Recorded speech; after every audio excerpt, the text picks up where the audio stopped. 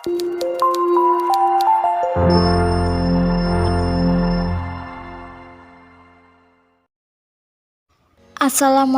warahmatullahi wabarakatuh. Perkenalkan, kami dari kelompok 6 Teknologi Pendidikan akan mempresentasikan makalah dengan tema Kawasan Pengelolaan dalam Teknologi Pendidikan. Pada pertemuan kali ini terdapat 4 sub pembahasan makalah. Sub pembahasan yang pertama akan disampaikan oleh Muhammad Fadila Nur Asfari tentang pengelolaan proyek. Sub pembahasan yang kedua akan disampaikan oleh Muhammad Khairul Asnawi tentang pengelolaan sumber. Sub pembahasan yang ketiga juga akan disampaikan oleh Muhammad Fadila Nur Aswari tentang pengelolaan sistem penyampaian. Dan sub pembahasan yang keempat akan saya sampaikan atas nama Nabila Zaratunisa tentang pengelolaan informasi. Selamat menonton. Saya Muhammad Fadila Nur Aswari akan menjelaskan tentang pengelolaan sebuah proyek. Kita mulai dari pengertian proyek terlebih dahulu. Proyek merupakan sebuah usaha yang temporer dengan sasaran yang jelas. Yang dimaksud dengan temporer di sini adalah memiliki batasan waktu. Jadi tidak seperti sebuah kegiatan yang secara terus-menerus, tapi proyek memiliki suatu tim yang bergerak dengan jumlah yang terbatas dan dengan waktu yang terbatas pula, sehingga bukan termasuk dalam situasi ataupun kerja operasional. Nah, pengelolaan proyek di sini meliputi 4 hal. Yang pertama berkaitan dengan perencanaan, yang kedua monitoring, dan ketiga adalah pengelolaan desain, yang keempat adalah pengembangan. Kita mulai dari perencanaan terlebih dahulu. Sebuah proyek perlu direncanakan dengan kejelasan yang mendetail. Nah, perencanaan di sini dapat dikelompokkan menjadi 2 macam. Yang pertama, top down bottom up, dan yang kedua adalah perencanaan yang efektif. Top down bottom up ini seperti dari artinya sendiri, yaitu atas ke bawah dan bawah ke atas. Yang mana top down di sini adalah merencanakan terlebih dahulu, baru nanti mengetahui apa saja sumber daya yang diperlukan. Sedangkan bottom up adalah mengetahui sumber dayanya terlebih dahulu, baru nanti merencanakan proyeknya. Yang kedua adalah teknik perencanaan efektif, yang mana ini mungkin sedikit ribet.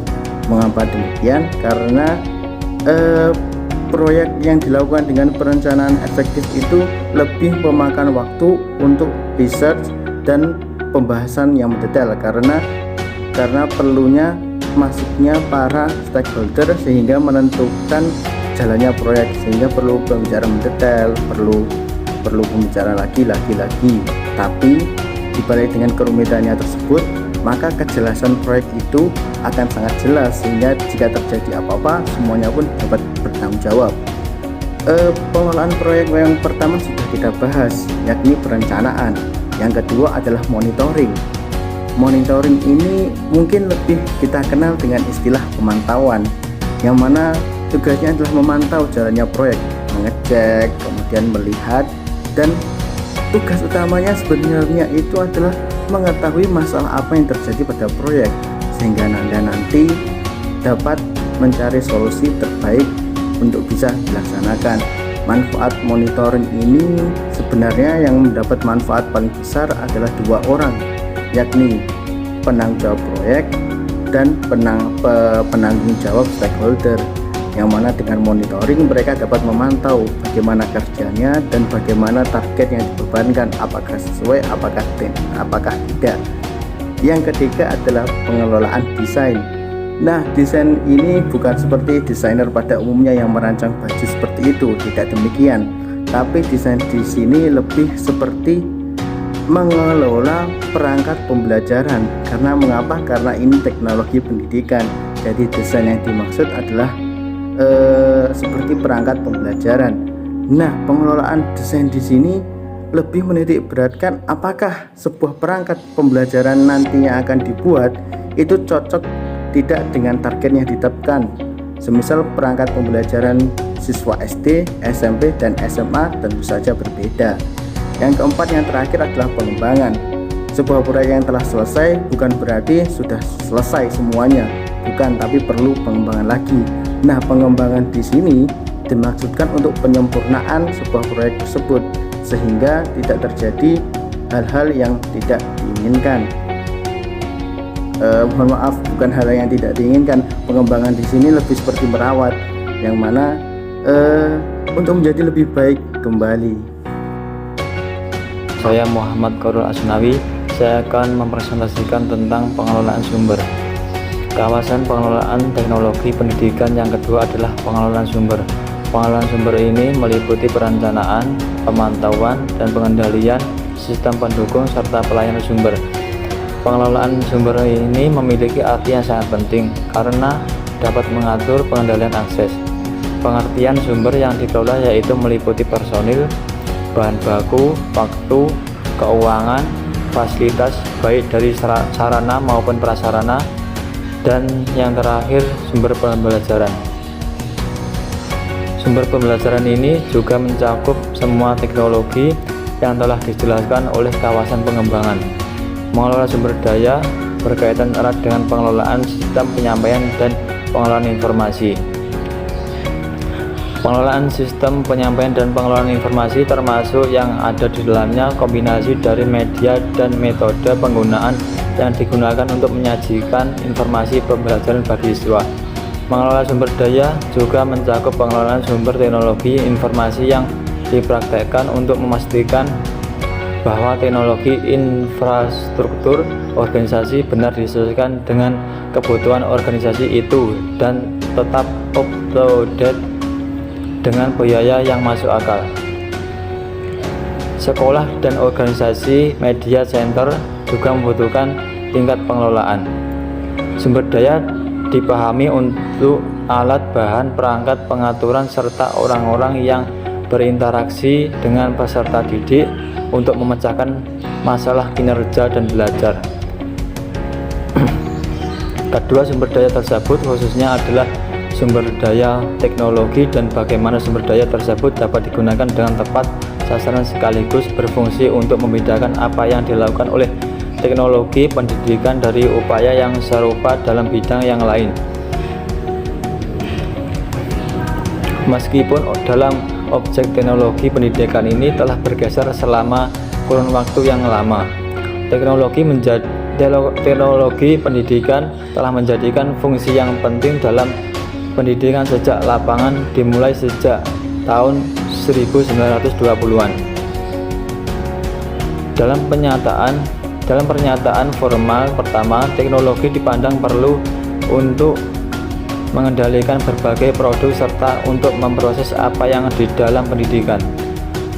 Saya Muhammad Fadila Nur Aswari lagi akan menjelaskan tentang pengelolaan sistem penyampaian.